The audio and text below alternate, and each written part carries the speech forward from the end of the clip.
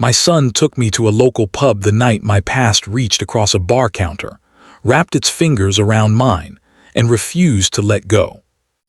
My name is Mason Whitaker. I am 70 years old. I have lived long enough to bury my parents, my wife, and most of the reckless parts of my youth. I believed I had made peace with my story. But peace, I would learn, is sometimes just unfinished business wearing a disguise. The invitation I almost refused. It was a damp October evening when Daniel showed up at my door. He didn't call ahead. He just knocked, 3 firm taps the way he always has. When I opened the door, I saw something unusual in his expression. Not urgency, not excitement, something heavier, determination. "Get your coat, Dad," he said. At this hour, I glanced at the clock. 7:42 p.m. I had already settled into my armchair, a blanket over my knees, an old Western playing quietly on television. "Just for a bit," he replied, "trust me." At 70 years old, surprises feel less like gifts and more like inconveniences. But when your son, your grown son, asks you to trust him, you go. So I put on my coat. The Lantern's Rest. The pub sat on Ashford Street, the Lantern's Rest, a place I had passed 100 times and never entered. Warm amber light spilled onto the sidewalk. Laughter drifted through the door each time it opened. There was music, live music, soft guitar and low harmonies.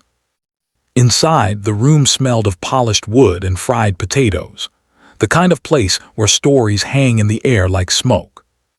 Daniel guided me to the bar.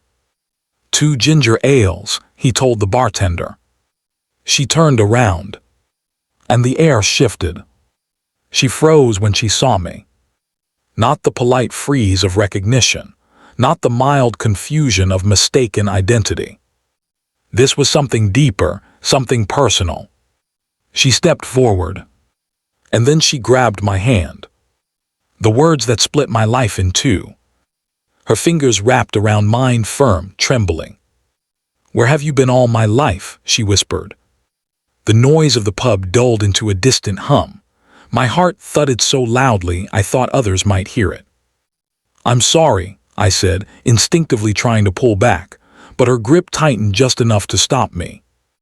Her eyes searched my face like someone scanning a long-lost photograph. "You don't recognize me," she said. "No," I answered honestly. She swallowed. "My name is Lily Carter." The name meant nothing to me, but the ache in her voice did. Daniel stood rigid beside me. He wasn't surprised. That was the first moment I knew this wasn't accidental. A letter from 39 years ago. "Wait here," Lily said, her voice unsteady. She disappeared into a back room. I turned to Daniel. "What is this?" I demanded quietly. He didn't meet my eyes, just listen. Lily returned with an envelope, yellowed, soft at the edges from age.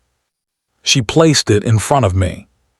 "I've carried this for 39 years. My breath stopped. The handwriting on the front was mine. I didn't need to open it to know. But I did. Rebecca, 1987. I was 31, married to a leaner for 5 years. Daniel was still a toddler. I was working construction in a town 2 hours north. Long hours, cheap motels, loneliness disguised as independence. Rebecca worked at a diner near the job site.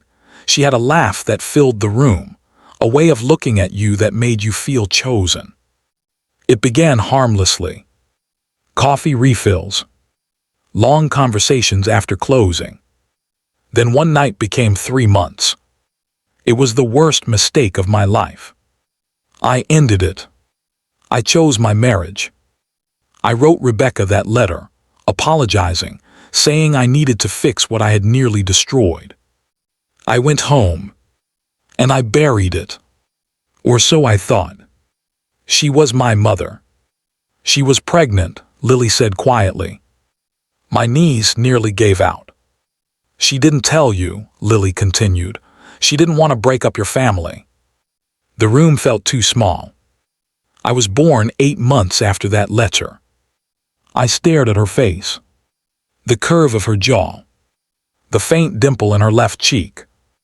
My mother had that same dimple. I took a DNA test last year, she said. I found Daniel online. My son stepped forward then. She reached out to me first, Dad.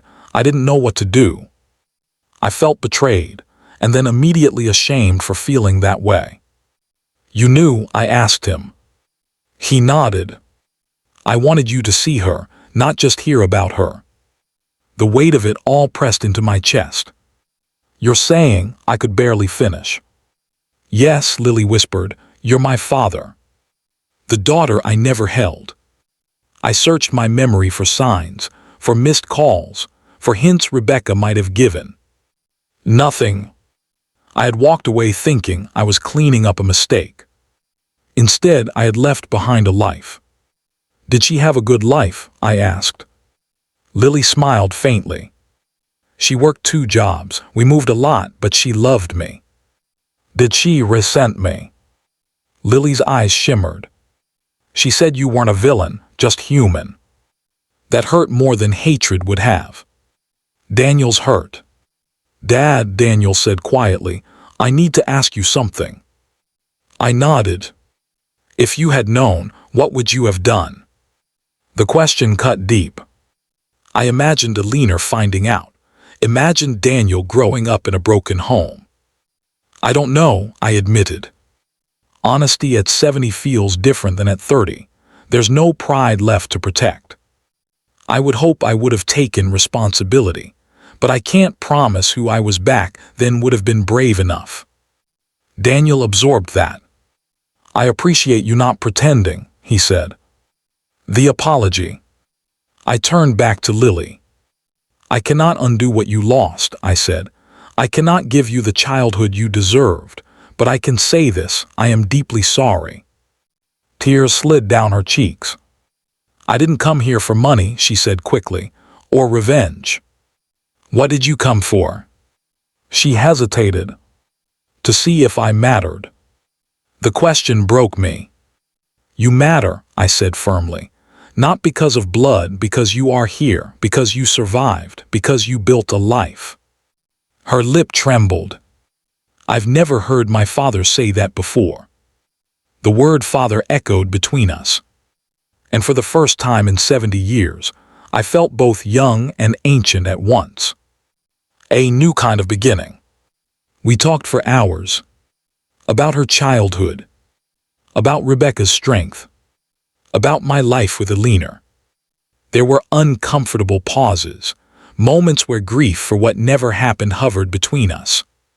But there was something else too. Curiosity. Hope. Before leaving, I said something that surprised even me. If you're willing, I would like to be part of your life. She studied my face carefully. You don't have much time left, she said bluntly. I laughed softly. No, I don't. Then don't waste it, she replied. Learning each other. The weeks that followed were fragile. We met for coffee, for lunch, for walks in the park. She asked about my childhood, about my father's temper, about how I met Alina.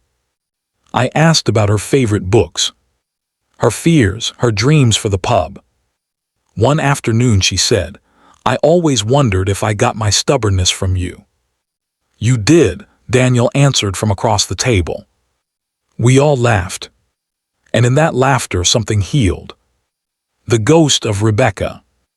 One evening Lily brought a small box. My mom kept this, she said. Inside were photographs. One of Rebecca holding a baby, Lily, with exhaustion and love written across her face. I touched the photo gently. I wish I had known, I whispered. She knew you might not have chosen us, Lily said carefully, but she believed you weren't heartless. I closed my eyes. At 70, regret is heavy, but it is also clarifying. I had not been heartless. I had been afraid. And fear can cause as much damage as cruelty. The family table. 3 months later, Lily came to dinner. Daniel's boys ran to the door, curious. "This is Aunt Lily," Daniel said. The word hung in the air like a ribbon tying two branches together. By the end of the night, Lily was teaching them how to shuffle cards. Their laughter filled the house that once felt too quiet after Alina's passing. I watched her from across the table. My daughter, 70 years old, and finally understanding that life does not follow neat timelines. The moral I learned too late, and just in time. If you are young and reading this, hear me. Mistakes do not disappear just because you walk away from them. Silence does not erase consequence. But here is the greater truth. It is never too late to step forward.